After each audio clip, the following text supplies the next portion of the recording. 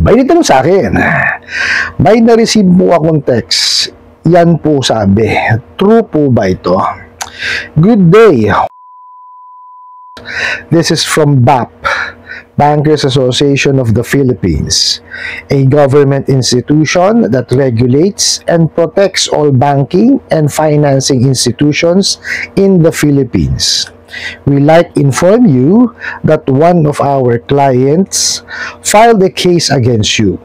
This is regarding your loan contract that was not followed. You are invited to sit down and resolve this matter. A representative will be visiting your declared address. Please cooperate to avoid having legal problems. Kindly respond on this message if you wish to negotiate this matter. Alright, napakagandang katanungan po nito. Pero bago ho natin sasagutin, imbitahan ko muna sana kayo na pakisuportahan po sana aking mga social media accounts sa YouTube, Facebook, and TikTok. Ayan. Okay. Nagpanggap na naman ho, no? Ang, kumbaga, para sila makapaningil ko, no? Nagpanggap na naman. No, isa na namang organisasyon ang ginagamit nila, no, para ho makapaningil ko, no. Diba? Hindi naman ho dapat nila ginagawa na to eh. No, hindi na ho nila kailangan magpanggap na sila itong organisasyon na to.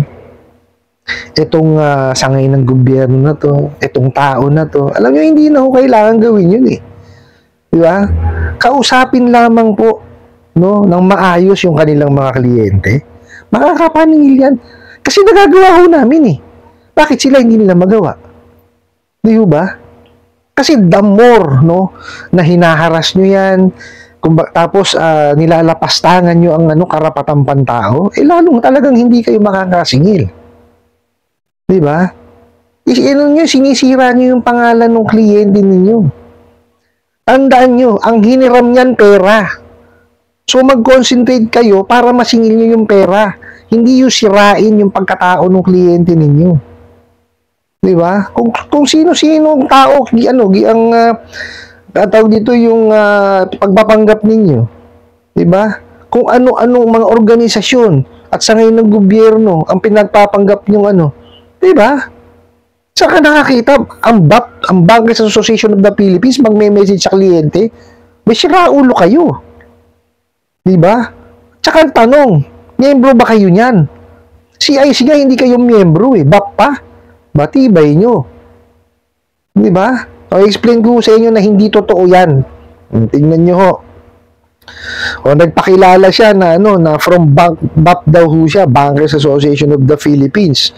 Ito pa hong sinabi, maling-mali ito.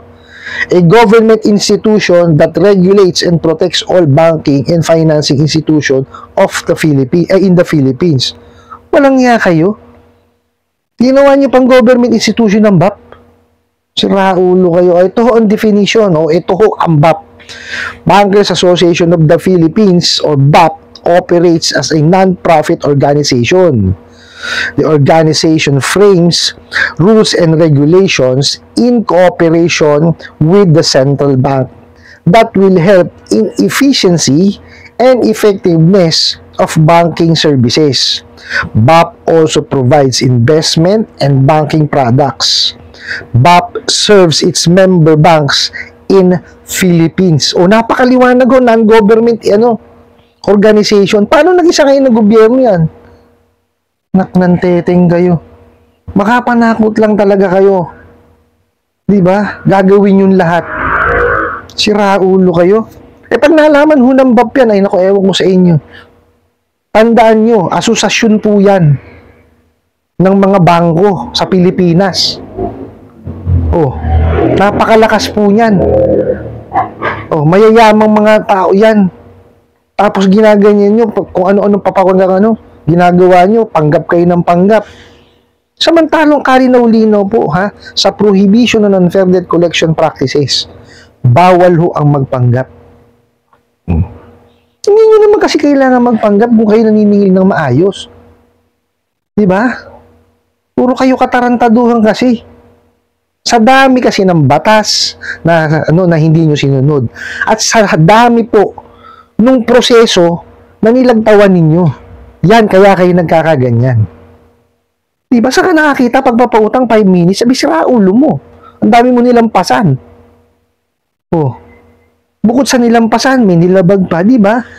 Ano eh, wala dun sa tamang pagpapautang, alam niyo yun? Kaya may tinatawag na credit investigation. Mayroon pong verification at may evaluation na tinatawag. Diba? Hindi ho lahat ng tao may karapatan mangutang. So, kayo hindi, anak ng kamote. Maski yata yung aso na dinamitan, mapapautang nyo, siraulo kayo. Diba? Lahat na lang pinalusot nyo eh. Oh. Sinamantala nyo yung yung kawalan ng ideya no sa finances ng mga Pilipino. Aminin na ho natin, totoo ito, no? Hindi naman tinuturo ho sa yan eh. Sa curriculum natin yan eh. Nung nag-aaral tayo eh. Yung pag-handle ng pera. Yan ang sinamantala ninyo. Mga siraulo kayo. Pati yung pagkakasuspend ng usury law. Yan ang mga sinamantala nyo. Oh. Diba? Pati yung weakness ng mga tao na na yung kahirapan natin ngayon. Oh, diba? Biruin mo, wala nang pera. Diba? Natural, pag walang pera, tuliro ang tao. Oh. So, siyempre, kung saan-saan kakapit. Kaya nga, diba? Kakapit yan. Ang taong nagigipit, kahit sa patalim, kakapit. Oh. Yun yung sinamantala nyo ng sinamantala. Oh. Tapos, pagdating ng singilan, bubulig-ligi mo, talagang makukulta utak niyan. Talagang sisirain nyo iisip ng kliyente ninyo. Malintik kayo. Diba? Napakahirap na sakit yan. Anxiety, depression, tsaka yung emotional stress. Sabay, marami pong hindi nakakalampas dyan. Puro kayo siraulo. Pero may habang buhay nilang dadalhin yan. Akala mo ba yung yung anxiety, ganun-ganun lang? Ang depression, ganun-ganun lang? Hindi At lalo na yung emotional stress, hindi ganun yun. Oh, psychiatrist lang po ang nakakapagpagaling dyan sa mga yan. Minsan hindi pa nga napapagaling. Oh, tapos kayo, tira lang kayo ng tira, puro kayo siraulo. Dapat kayo ang patignan sa mga psychiatrist. May depresya kayo sa utak, mga damuho kayo. Tama ba yung pinagagagawa nyo? Sinisira nyo yung yung industriya ng pagpapautang eh. Diba? Kahit hindi pwedeng pautangin, pinauutang nyo. Mga siraulo kayo. Diba? Kaya maraming nababaon sa utang. Dahil sa inyo. Hindi tama yung pagpapautang ninyo.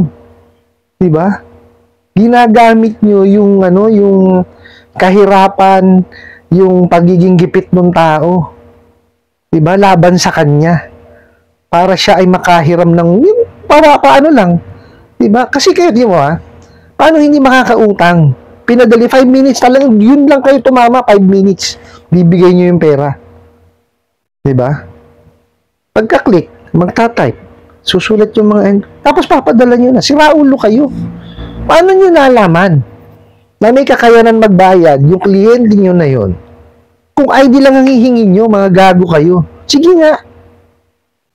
Oh. Ano ba nakalagay sa ID? Picture, address, edad, dito, di ba? Yun lang ang nakalagay dun eh.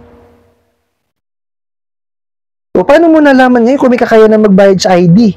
Masiraulo kayo. Sige nga. May technology na ba? Na kayang yun? I-forecast yun?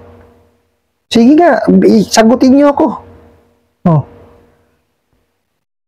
Mantiting kayo. O ano nangyayari ngayon sa industriya natin?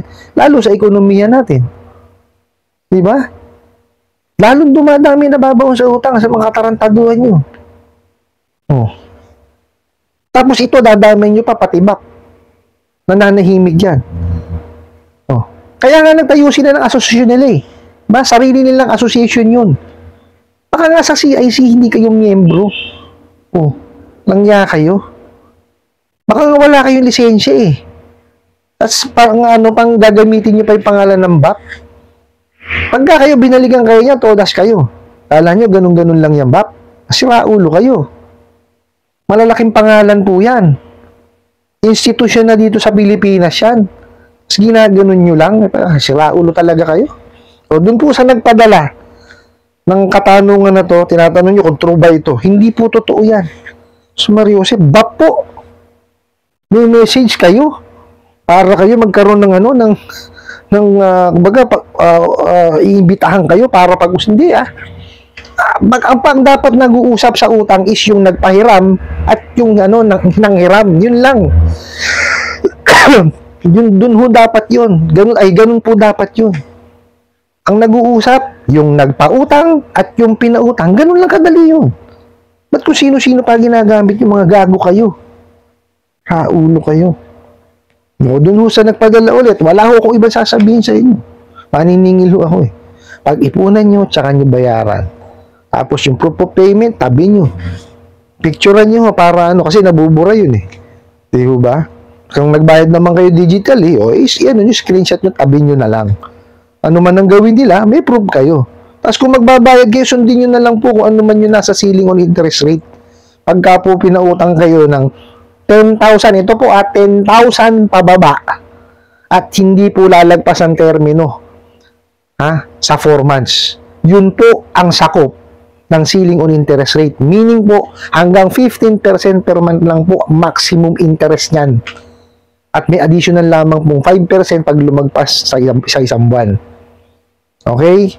Pag kayo po, yung nahiram ninyo is sobra po sa 10,000, sa 10,000, kung ano po yung napag-usapan ninyo or kung ano man yung pinirmahan nyo doon sa kontrata, yun po ang masusunod na interest.